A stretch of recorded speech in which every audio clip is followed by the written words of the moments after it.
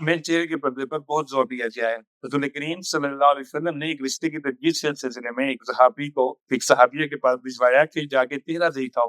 اگر چہرے کا پردہ نہ ہوتا تو ہر ایک نے چہرہ پہلے سے دیکھا ہونا تھا۔ اس طرح رسول کریم صلی اللہ علیہ وسلم ایک دفعہ اعتکاف میں تھے تو رات کو حضرت صفیہ رضی اللہ تعالیٰ عنہا کو واپس چھوڑنے جا رہے تھے۔ سامنے سے دو آدمی آتے دکھائی دیے۔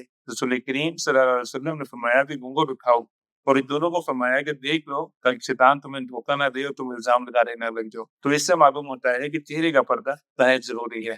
حضرت مسلم موعود رضی اللہ تعالیٰ عنہ فرماتے ہیں کہ قرآن کریم میں زینت کو چھپانے کا حکم ہے، اور سب سے زیادہ زینت والی چیز تو چہرہ ہے۔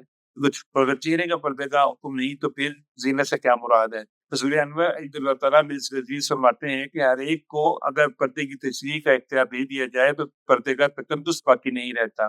یہ والدین کا فرض ہے کہ وہ اپنے اولاد کے پردے کا خیال رکھیں، اور یہ دونوں کی ذمہ داری ہے۔